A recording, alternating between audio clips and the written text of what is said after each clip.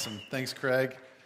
Just a quick detail about the Mobilize meetup. It is for those that are seniors in high school all the way through age 29. So if you're outside of that range, sorry, you can't go. I get to go, though. I'm not in that range. So get to pull the lead pastor card.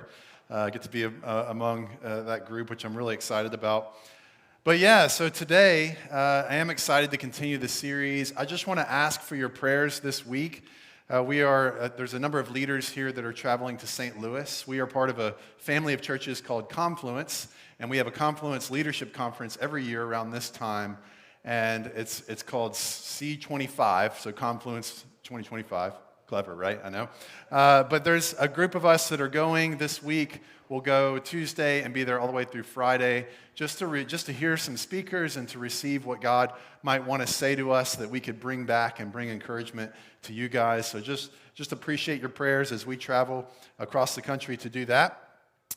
But today, we are continuing our series, and we actually started this series, excuse me, so just full disclosure, I was at my mom's house yesterday, and she doesn't really make hot coffee. So she has the cold brew, but it's cold outside, so I want some hot coffee. So I tried to heat up the cold brew in the microwave, and it's like the brown sugar oat milk, like Starbucks blend. I'm like, this is gonna be great. Let me just heat it up, then I'll have a cup of nice hot coffee. I don't know what it did, but there was like a steam pocket in the middle of that thing because it didn't feel hot, but when I swallowed it, it just like exploded in my throat. So anyways, I don't know. I just felt like I needed you guys to share that with y'all because I can't, I feel like my voice is getting weaker. But I'm going to push through. The Lord is with me. But yeah, this series, Emotionally Healthy Relationships, we actually started it last February. And we were like, I was like, I didn't get through everything I wanted to say in that series, so we're revisiting it this year. And the first week, I talked about insecurity and how we overcome insecurity through finding our identity and our security in Jesus and the finished work on the cross. And then last Sunday, Simon did a great job talking about the story of Joseph and how we can overcome disappointment in our relationships. He pointed out that during Joseph's life, he was hated, physically abused, rejected, misunderstood, and falsely accused. But yet, he remained faithful to God. And what sometimes people mean for evil against you, God makes it for good. And so how God can bring redemption. Even though when we find difficult situations in our relationships, God can redeem that and mean it for good in our lives. And today, I want to preach a message inspired by some great work kind of adjacent to the inspiration of this series. There's a guy named Pete Scazzero that wrote a book called Emotionally Healthy Spirituality and a course called Emotionally Healthy Relationships, which is what this is tied to. But there's a well-known speaker and author. A lot of you know him or know of him. His name is John Mark Comer. He's done a lot of work and kind of adjacent to this work as well. I first read his book called The Ruthless Elimination of Hurry in 2019. Recommended by my good friend Aaron Vincent. Are the Vincents in the house? No, they're not. But anyways, thanks Aaron for giving me that book. It was a great book. It actually led to a sermon series that we did in 2020 called Slowing Down, and subsequent series around the topic of what it means to practice the way of Jesus. And since then, John Mark stepped down from being the pastor of Bridgetown Church in Portland, Oregon, and has started a ministry called Practicing the Way that is all about the spiritual practices as we follow in the footsteps of Jesus and we practice the way of Jesus. And so he's kind of created small group curriculum that kind of leads us into spiritual practices of Jesus.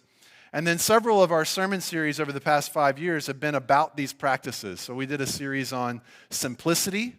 We did one on spiritual formation. We did one on preaching the gospel. So the spiritual practice of preaching the gospel. We did one just called the Bible. And so all of those were practices of the way of Jesus that we talked about and spent expended time kind of talking about what it means to do that. If you are interested in any of those, they're available on our website and app. But to kind of lay the framework for today's message, Dallas Willard has a great definition of spiritual formation. He says this: spiritual formation in the Christian tradition is a process of increasingly becoming possessed and permeated by the character traits of Jesus as we walk in the easy yoke of discipleship with Jesus, our teacher. So to put it simply, in order to get better at something, you have to practice. Which leads us to like the old phrase, right? Practice makes, of course, which is true, unless you're like the really intense coach that's like, no, perfect practice makes perfect. Like, do it again, right? I don't know if you've heard that one before, but I'm going to say this. So when it comes to spiritual formation, I'm going to create a new phrase here. Grace-motivated practice makes maturity. Grace-motivated practice makes maturity. We don't earn God's favor through these spiritual practices, which I think that's honestly, if I'm thinking, maybe 40 years ago in the life of the American church, there would have been a misunderstanding of God's grace.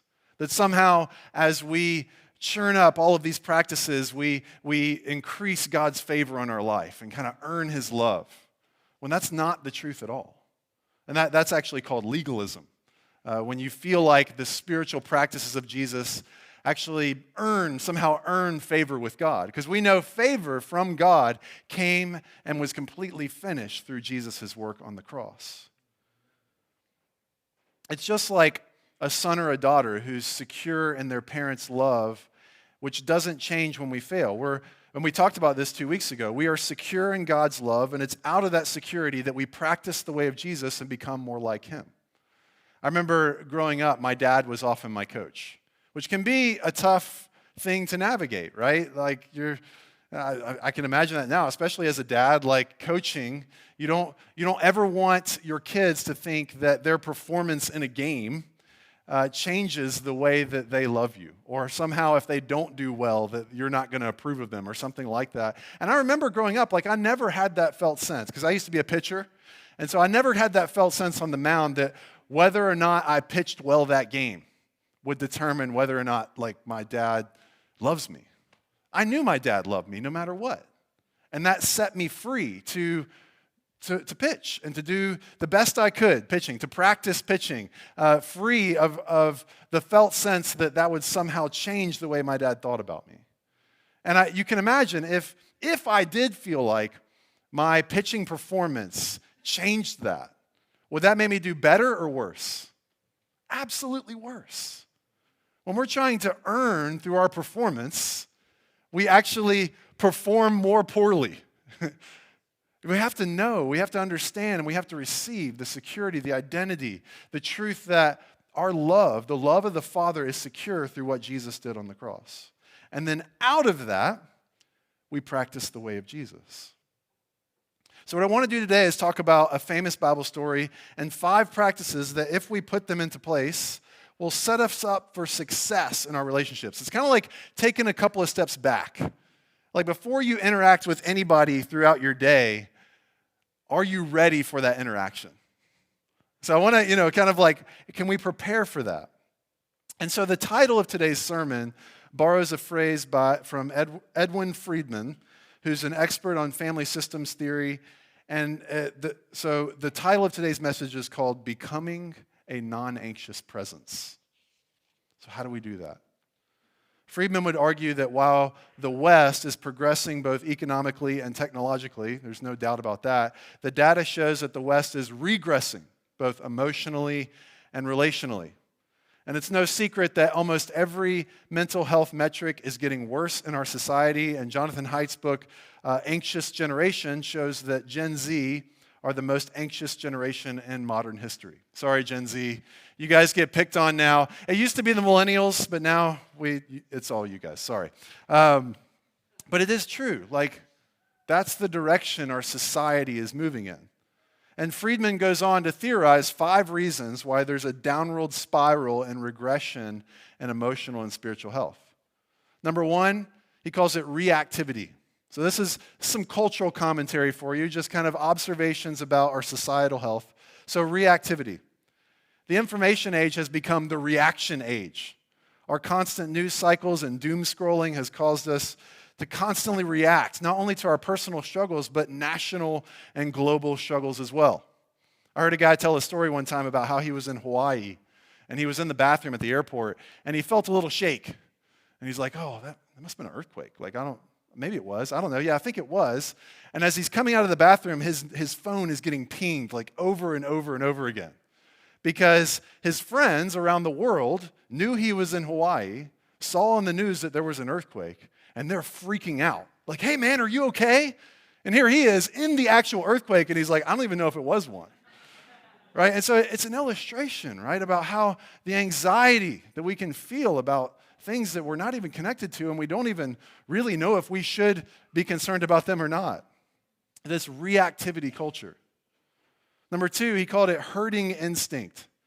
This is our propensity to a mob mentality, to adopt the outrage of whatever authority figure or friend group or news channel we trust the most about what's happening in our world. We kind of go along with the anxiety of our culture. Number 3, he calls it blame displacement. So this is essentially our tendency to demonize and blame certain people or groups, which means we live in constant fear of being on the correct side of the narrative, right? We want to make sure we're blaming the right people and that we're ending up on the right side of history as we blame, whoever for whatever's going wrong. This kind of blame shifting that happens. And then number 4 is he calls it a quick fix mentality. So the truth is we get anything we want whenever we want it. I mean, we literally click the button on Amazon, and sometimes it gets there the same day, which is just wild. And we believe that there's a silver bullet to provide a quick fix to all of our long-term problems. Like 60 days to six-pack abs. All right, click. I'm going to buy that, right? And we believe it too. We're like, yeah, it's going to happen, right? Even though it took, years for you to not have six-pack abs. We think in 60 days it's just all going to go away, which maybe it will. I don't know. But we really believe it. Like we're susceptible to believe that quick fix mentality, which means we have a low threshold for pain and little to no emotional resilience and endurance to go for a long time in the same direction. We're just pulled in all kinds of different directions. And to go a long time in the same direction, that's perseverance. That's like in essence what it means to practice the way of Jesus, to trust God in that process. And then number 5, he calls it a lack of well-differentiated leadership, which there's some explanation here. We are a people who mirror the anxiety or anger or sadness or mood of whoever is around us. And leaders in today's culture will often use the anxiety of the culture to manipulate people, rather than being the non-anxious presence that steps in and stops the crazy cycle, that brings wisdom and even like common sense into a situation where people are otherwise freaking out. And we have a lack of this kind of leadership. The easiest illustration here is like kids are going nuts and you're trying to get out of the house and you can come in and you can mirror the craziness that's happening in your living room and actually be louder than them and use that to manipulate them to get them to do what you want them to do. Like, hey, stop, put it away, get in the car, let's go. You could be that. Or you could be like, hey guys, let's calm down. Take that out of your mouth. Like, put that away. Can we get ready to go? You can actually be the one that brings calmness and be that non-anxious presence when you step into those kind of situations. And so these are the 5 things that he kind of observes about our culture. And he goes on to argue that the only way to stop the crazy cycle that leads to emotional and relational unhealth is, again, someone with a non-anxious presence to step into that, come into the middle of the cycle, a well-differentiated leader who is calm and secure in their identity and not easily manipulated by those around them to bring common sense and wisdom into the situation. And the thing is, he wrote all this about 30 years ago. And it's even more true today than it was then. So think about this. Think about Jesus as a non-anxious presence. That might be like, it's an interesting phrase that might describe him the best. And so what I want to do today is look at a story where Jesus was this non-anxious presence. It's a great illustration of who Jesus is, but also the model that we can follow as we all seek to be this kind of person as well. So we're going to be in Matthew 14, verse 22 through 23. If you're new here with us, we just finished like a 7-year journey through the book of Matthew. So some of you are like, really, we're back in Matthew. But just for the record, I didn't preach on this particular passage. Someone else did. So this is me coming back to that. Matthew 14, verse 22 through 23. Says this: immediately he made the disciples get into the boat and go before him to the other side while he dismissed the crowds. That's interesting. Jesus dismissed the crowds and said to the disciples, get in the boat, go to the other side, and I'll meet you.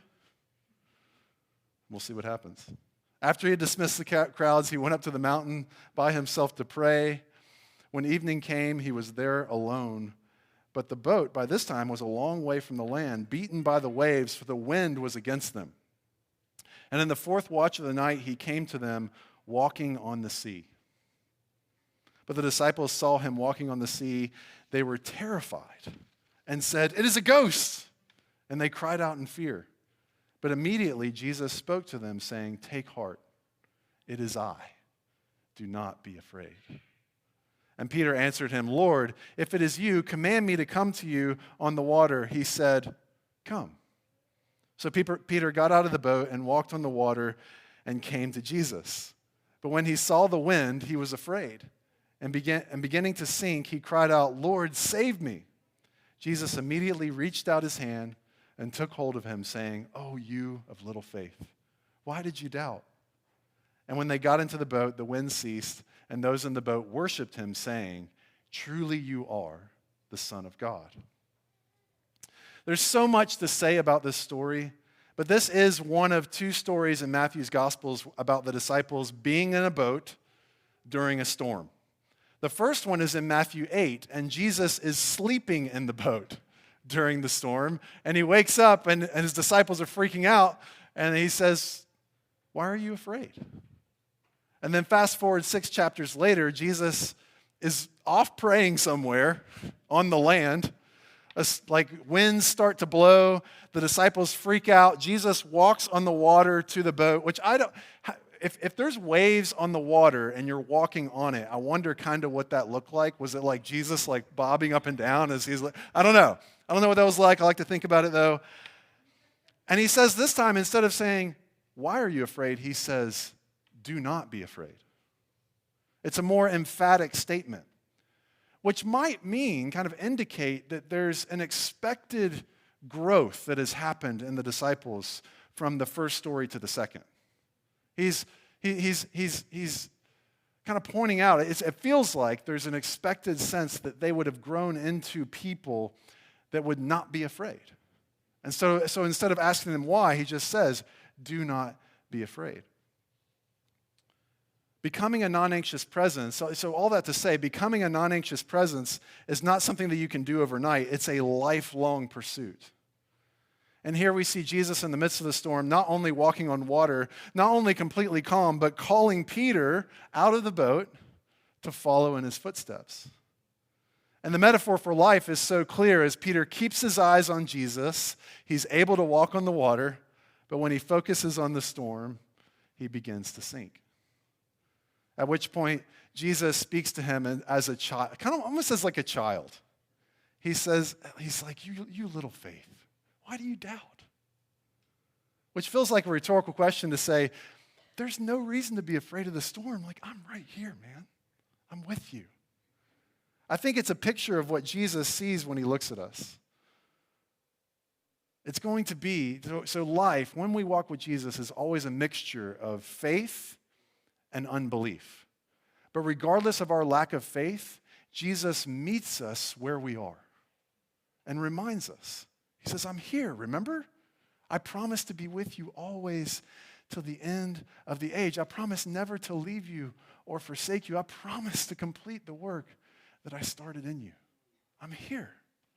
You little faith. Like, you of little faith was not like a slam. I think it was like a term of kind of endearment, like, your little faith. Don't you know that I'm here?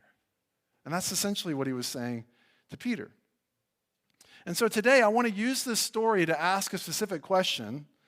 And in the same way Jesus modeled walking on water in faith and called Peter to do the same thing, he modeled a way of life for all of us, which include many practices that he is calling us into. And today I want to talk about 5 of those practices that perhaps contributed most to him becoming this non-anxious presence. So I want to answer the question, what do we put into practice in our lives if we want to move in the direction of becoming a non-anxious presence? Number 1 is very simple. You might think it's overly simple, but I think it's equally hard to do. Slowing. Pete Scazzaro calls it slow down spirituality. 1 Corinthians 13:4, love is patient. It's patient. John Ortberg defines slowing as cultivating patience by deliberately choosing to place ourselves in positions where we have to wait. Get in that longer line at the grocery store. You know what I mean?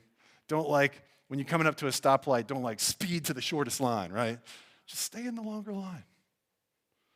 Dallas Willard was once asked to describe Jesus in a word, and he said, relaxed. It's pretty good. If Jesus were here, he would not be rushing around or off in a green room somewhere if we had one. He would walk slowly through the crowd. The stories in the New Testament are often Jesus getting interrupted, and he's never irritated by this. And here's one to boot. He loved being with the kids. That requires patience, to be with the kids. He is incredibly patient. In 1 John 2:6, whoever says he abides in him ought to walk in the same way in which he walked. Now this means walk as a style of life. We want to walk the way Jesus walked, but I think it could be kind of taken literally too. Walk at the speed of Jesus. When you think of Jesus walking, how fast do you envision him walking by his actions? Most of us would probably be pretty irritated, right, to walk behind Jesus. Come on, man. Speed it up a bit. C.S. Lewis's paraphrase is saying, how you respond to interruption is who you really are. Oh, right? Dang. The first adjective to describe God most often throughout the Bible is that he is slow to anger and abounding in steadfast love and faithfulness. So, very simply, this is super simple, guys. I don't have to go on very long about this in order for us to feel, how much we need this in our lives. But 3 ways you can put this into practice. There's many ways you could do it, but here's 3. On your way home, you can do this. Come to a complete stop at the stop sign. Some of you are like, that's going to be really hard. Again, if we're driving behind Jesus, how irritated are we getting? Just think about it. Number 2, walk slower. Enjoy the beauty and the people around you. Number 3, create margin in your schedule to move at a slower pace. Here we go. So, slowing, number 1. Number 2, rest. Rest. What is your theology of rest? Matthew 11, verse 28. Come to me, all you who labor and are heavy laden, and I will give you rest. This is Jesus talking.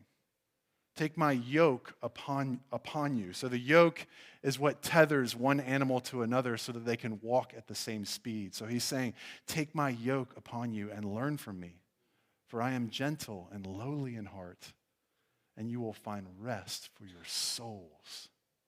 For my yoke is easy and my burden is light.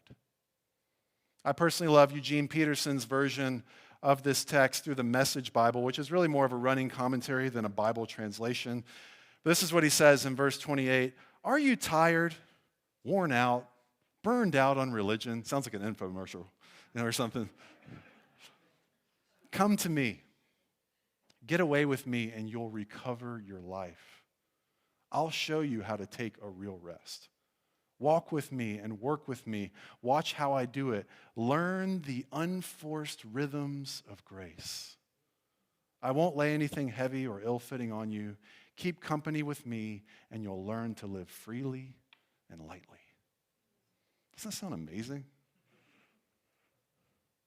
And again, because Jesus said, it is finished on the cross, there is nothing we have to do to earn God's love.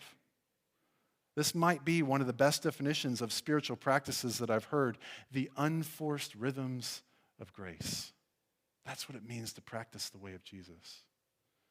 And I want to quickly touch on a debated topic that I argue is one of these unforced rhythms of grace that helps us stay rested, the Sabbath. So some of you heard me talk about this before, and you're like, okay, here we go again. You may or may not agree with it, but I'm gonna give you my best argument. The fact is, Jesus practiced the Sabbath, and therefore I think it's helpful for us to do so as well. Unfortunately, this verse that I just read is often used to make an argument that the practice of a biblical Sabbath is not needed today. Well, Jesus fulfilled the Sabbath. We just get our rest directly through him, as though it's like supernaturally downloaded, or something like that. And maybe to a degree, that's kind of true as we rest in Jesus. Even if we don't have actual rest, we can find rest in him. That is true. But if we are to practice the way of Jesus, to walk as he walked, I think we should practice the Sabbath. Even after breaking the Sabbath, this is what Jesus said. In Mark 2:27, he said to them, the Sabbath was made for man, not man for the Sabbath. So he didn't break the Sabbath and be like, guys, we don't have to do this anymore. I've fulfilled it, so don't practice. He didn't say that. He said, actually, the Sabbath, rather than something that feels like a have to, it's a get to. This is a gift that God is giving us to practice the Sabbath. So what I mean by Sabbath is a 24-hour period where you stop from your work. You stop moving the needle on things. You stop accomplishing, and you rest in what God has given you. Practicing the Sabbath does not put us back under Old Testament law. It's a means of grace through which God allows us to enjoy his creation and enjoy his presence without the felt sense or desire of accomplishment. I believe when we ignore the helpfulness of the Sabbath, we transgress our limitations and either become an anxious presence in our relationships, or eventually we find ourselves burned out and exhausted. This next quote, I'm just going to warn you guys, it's tough. A.J. Swoboda, it's a cool last name. The Sabbath has largely been forgotten by the church, which has uncritically mimicked the rhythms of the industrial success-obsessed West. The result? Our road-weary, exhausted churches have failed to integrate the Sabbath into their lives as vital elements of Christian discipleship. It is not as though we do not love God. We love God deeply. We just do not know how to sit with God anymore. We have perhaps become the most emotionally exhausted, psychologically overworked, spiritually malnourished people in history. God created the world in 6 days. And I have the ultimate trump card for any argument you might make against finding a 24-hour period in your week to stop, to rest, and to worship. Genesis 2:3. God rested. God rested. Yeah, but you don't know our schedule. God rested. Yeah, but I'm not really wired that way. God rested. It's just not my season of life, and I think once I get, God rested. He rested. Jesus rested. And God commands rest for us, not as a burden, as a gift. As a gift. I love Psalm 23:2, which says, he makes me lie down in green pastures. It always makes me think of just a baby that's going belligerent, right? But then you swaddle them and you make them lie down. Because you know it's for their good. This is for your good. That's the picture I get when I read this psalm. And I know, listen, this is a very nuanced conversation. It's very complicated to integrate in the Western world, but it's in the Bible. I think it's a helpful practice if we want to become a non-anxious presence that we must figure out how to practice. So if you want to become a non-anxious presence, I'll just ask, what is your theology of rest? Do you allow that to inform your schedule? Or do you allow cultural norms to inform your schedule and rest is an afterthought? Is your schedule just already filled up? Well, I just can't do it. Just a question. Number 3, friendship. You want to become a non-anxious presence? We need friends. The Bible calls this koinonia, fellowship, or partnership in work together is kind of a longer definition. This felt sense and need for community. So Jesus models this with Peter, James, and John. He models it with the 12, but then he models it in an even more intimate setting with the 3. In John 15:15, he says, I have called you friends. Jesus had friends. We often use the phrase in the church that we are a family on mission together. But depending on the health and enjoyability of your relationship with your family, that term may not be helpful to you. Friendship, which, by the way, I hope that one day as my kids grow up and they get older and they become adults, they make their own decisions about who they spend their time with, that we become friends. And they choose to spend their time with me. Because friendship indicates relationships that we choose through our own volition. We choose to be in relationship and to care for one another. And we need that. When I imagine Jesus with his disciples, I can imagine everything that's happening here today together. Prayer, spiritual sharpening, praise to God. But I can also imagine laughter and poking fun and going on adventures and competitive games, right? But then there's like confessing sin and sharing deep struggles and past hurts and crying together and shoulder-to-shoulder time where you're just present together and nothing's being said, but you're together. There's this kind of holistic richness in the friendship I felt it seems that he has with his disciples as they walk together in the presence of God. And this is why we encourage everyone to be a part of a small group. Jesus had a small group of 12 disciples, which one could argue is actually the first ever youth group because they were likely in their teenage years, which is interesting to think about. But he had a deeper friendship with 3 of the 12. So our small groups, again, are just a great way to meet people and to cultivate these spiritual friendships that we all need as we enjoy life together. And perhaps the most important aspect of spiritual friendship that helps us become a non-anxious presence is Galatians 6:2, which says that we bear one another's burdens. Regardless of how self-sufficient you think you are, there will come a time when you need someone else to carry your cross. Jesus did. I think that was a demonstration for us, and I promise that we all will too. Friendship helps us become non-anxious people. We need one another. Number 4, so profound here, guys, prayer. We're talking about prayer, right? On a Sunday, it's kind of, I don't know, probably something we should do, I think it's in the Bible somewhere.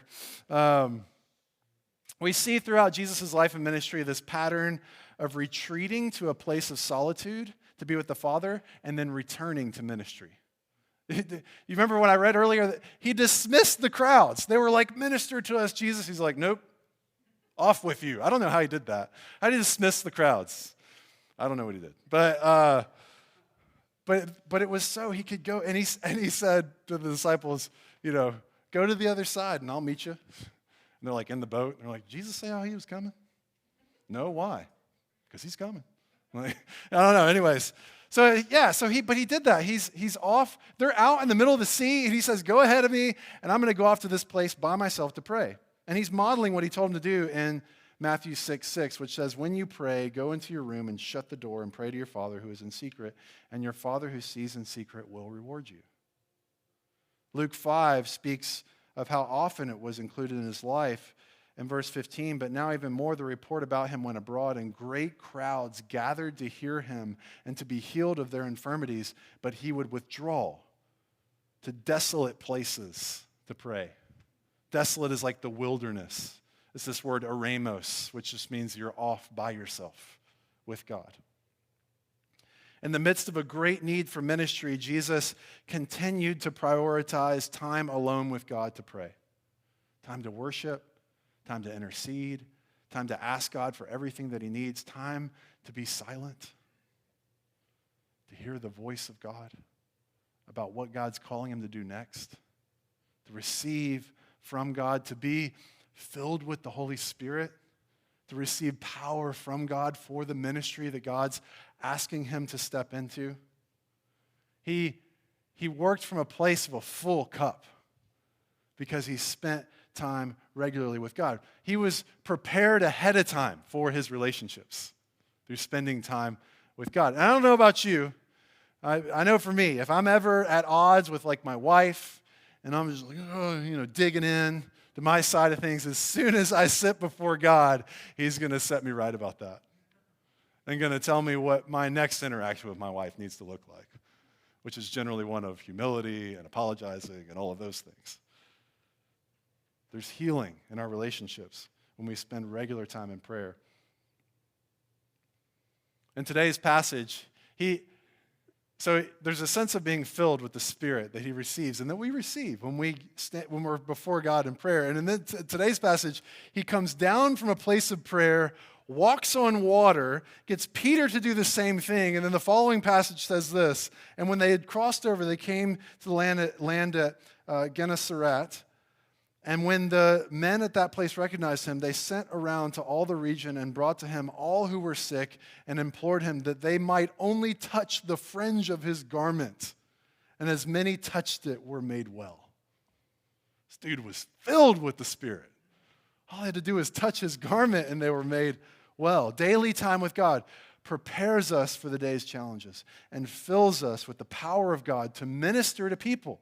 To minister to our spouses, our kids, our family, our friends, our coworkers, and strangers.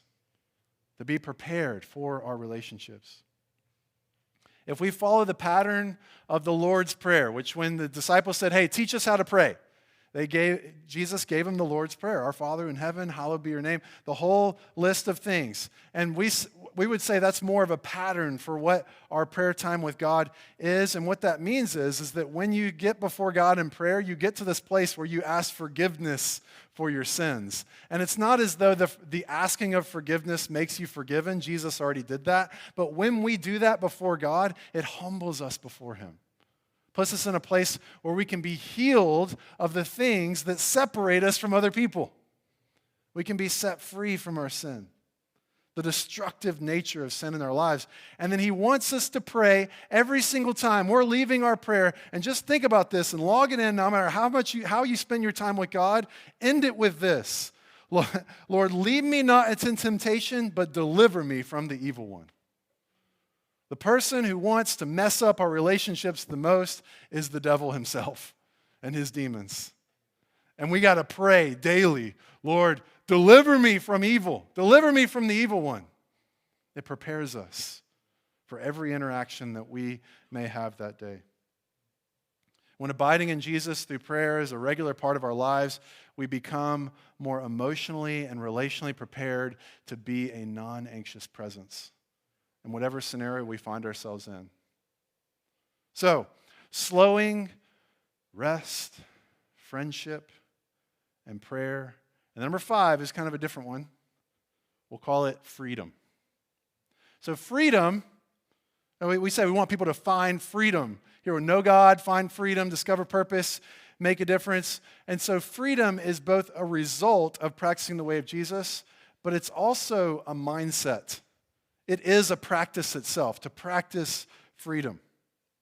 Jesus in this passage says this. He said, do not be afraid. Now, just to be clear, when he says this, he is not saying that nothing bad will ever happen to you for the rest of your life. And that's why you should not be afraid. He is saying that when something happens that tempts you to shrink back into fear, don't do that. Trust God instead. And if there's ever a reason to trust God, Revelation chapter 1 gives us that. In verse 17, Jesus himself saying, fear not, I am the first and the last and the living one. I died, and behold, I am alive forevermore. and I have the keys of death and Hades. What is more frightening than death and hell? Well, Jesus holds the keys to both. So no matter what comes your way in this life, do not be afraid. Do not be afraid. There's two ways that you can deal with your anxiety. Number one, fix all of your problems so you never have anything to worry about. You're laughing, right? That's ridiculous. There's no way we could ever do that. It's a never-ending, game of whack-a-mole that you will never win, ever. But number two is kind of simple. It's just kind of to be okay with your problems. Just be okay. Contrary to how you might feel, you are not a victim of your emotional response to circumstances. And I want to be very careful here because I know there's things like clinical anxiety and chemical imbalance, and I think medication can help us with that. But I'm talking about what we choose our mindset to be. Are we choosing to allow ourselves to be a victim of circumstance and then our feelings and our emotions just to follow whatever that is? As we practice freedom, we get better and better at leading our emotions when problems come up, where we can sleep in the boat in the midst of a storm, just like Jesus. Ignatius of Loyola puts it like this: we should not fix our desires on health or sickness, wealth or poverty, success or failure, a long life or a short one, for everything has the potential of calling forth in us a more loving response to our life forever with God. Our only desire and our one choice should be this: I want and choose what better leads to God's deepening life in me. The fact is, there's reason to be joyful because we are created in the image of God. We're given everything that we have in this world from God to enjoy. And when things come up that are challenging, that are difficult circumstances, that are places of suffering, the Bible tells us to count that joy as well. So whether things are going well or they're going poorly, we have reason to be joyful. And the reason we count it joy is because we know it's producing in us what the Bible says is proven character, which produces hope. So we have this felt sense that I've been through that thing before. God was faithful then. He will be faithful now. And therefore, I can live at peace and not be a victim of circumstance. Philippians 4, Paul tells us a little bit about this. I have learned in whatever situation I am to be content. I know how to be brought low. I know how to abound. In every circumstance, I have learned the secret of facing plenty and hunger, abundance and need. I can do all things through him who strengthens me. Contentment, peace, steadiness, and trust in the goodness of God in the midst of all kinds of circumstances. Becoming a non-anxious presence means your fear gets filtered through your fear of God. And what it means to have a healthy fear of God is that you recognize his power and his control and his goodness. Jesus defeated death and holds the key to death and hell. So whenever you're tempted to be motivated by fear, redirect that fear to surrender to God. Trust God with your life. Trust God with your grades. Trust God with your kids, like he's got them. Trust God, as Craig talked about earlier, trust God with your finances. He's our provider, not your job and not money. God is our provider.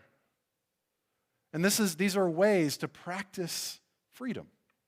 Again, freedom is a result of practicing the way, but it's also something that we practice. We practice freedom and contentment, which means we can do all things through Christ who strengthens us. Let's go and have the band come up.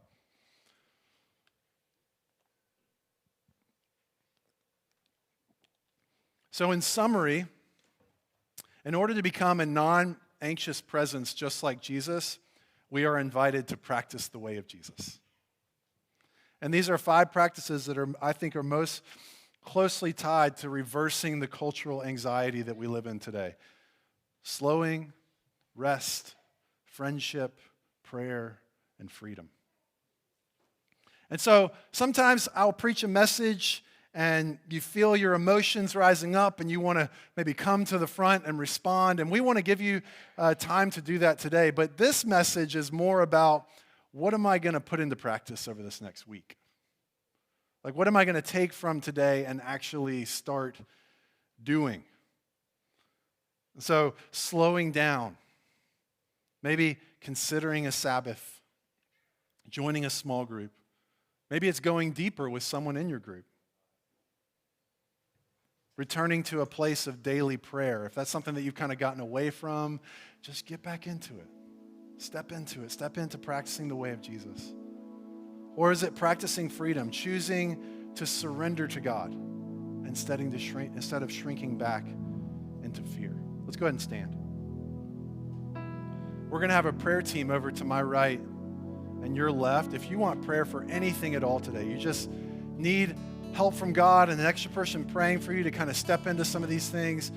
Maybe there's something else that God's highlighted in your mind and your heart, something very difficult you're going through right now and you just want prayer. We want to pray for you.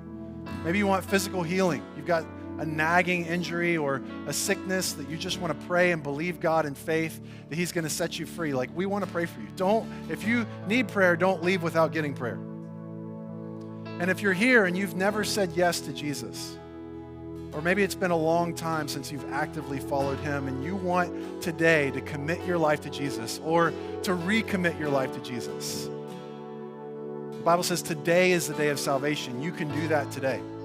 These guys will be ready to lead you in making that commitment to God. Because the truth is, Jesus died in our place for our sins, which means whatever you think separates you from a relationship with God, Jesus died and paid the price, the penalty for that sin, so that you can be completely forgiven. And that's the message, that's the good news of Jesus. And so I want to encourage you, if you want to take that step today, just to do that from where you are or with these guys in prayer, but just make a declaration to Jesus right now. Jesus, I want to follow you for the rest of my life. I believe you died for my sins. I believe you rose from the dead, and I want to receive the forgiveness that you want to freely give me. If you say something any kind of similar way like that, the Bible says that you're saved into a new